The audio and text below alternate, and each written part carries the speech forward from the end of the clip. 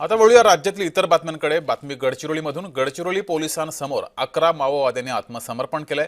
माओवाद्यांवर 68 लाख रुपयांचं बक्षीस होतं आणि या माओवाद्यांनी पोलिसांसमोर समर्पण केले। गेल्या काही दिवसांमध्ये अनेक माओवाद्यांनी समर्पण केलेलं आहे आणि आता पुन्हा एकदा गडचिरोलीमध्ये 11 माओवाद्यांनी समर्पण केलंय। या माओवाद्यांवर 68 लाख रुपयांचं बक्षीस होतं।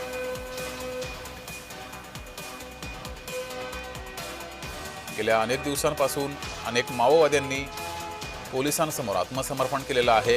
अनेक माओवाद्याचे नेतृत्व करणारे सुद्धा यामध्ये यांचा समावेश होता। त्यांनी सुद्धा आत्मसमर्पण केले आणि आता पुन्हा एकदा 11 माओवाद्यांनी पोलिसांसमोर आत्मसमर्पण केले। या 11 माओवाद्यांवर 68 लाखांचं बक्षीस होतं। पोलिसांच्या कामगिरीला हे मोठं यश आलंय।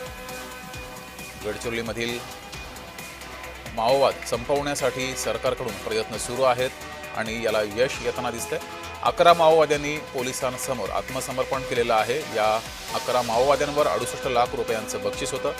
गेल्या काही दिवसात अनेक माओवाद्यांनी आत्मसमर्पण हे केलेलं आहे। मुख्यमंत्री देवेंद्र फडणवीस यांच्या उपस्थितीमध्ये सुद्धा अनेक माओवाद्यांनी आत्मसमर्पण केले आणि आता 11 माओवाद्यांनी हे आत्मसमर्पण केले। या सर्व माओवाद्यांवर 68 लाखांचं बक्षीस होतं।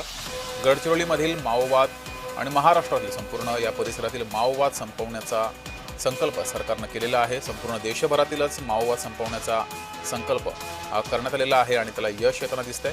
गेल्या काही दिवसात अनेक माओवाद्यांनी आत्मसमर्पण केलेलं आहे आणि आता ही बातमी आपण पाहतोय।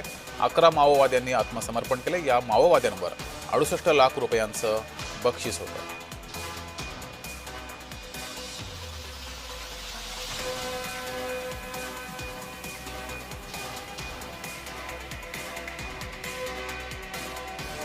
गडचिरोलीमध्ये ही बातमी आहे। 11 माओवाद्यांनी आत्मसमर्पण केलेलं आहे। 68 लाखांचं बक्षीस होतं। अधिक माहिती घेऊया। आपले प्रतिनिधी ओम प्रकाश चुनारकर आपल्या सोबत जोडलेले आहेत।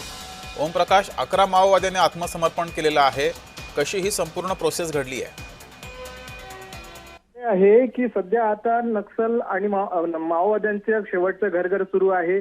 केंद्रीय गृहमंत्री यांनी म्हटलं होतं की 31 मार्च 2026 पर्यंत नक्सल हा समाप्त झाला पाहिजे। अशातच गडचिरोली जिल्ह्यामध्ये या आधीच पूर्णपणे नक्सल समाप्त होत असल्याचं दिसून आलं होतं। नुकतंच आज एक पोलीस स्टेशनचं उद्घाटन झालं होतं त्यावेळी सुद्धा, आणि आता हे 11 आत्मसमर्पण झालं। यावेळी पोलीस अधीक्षक यांनी 6 नक्षलवादी असल्याचं बोललं जात होतं।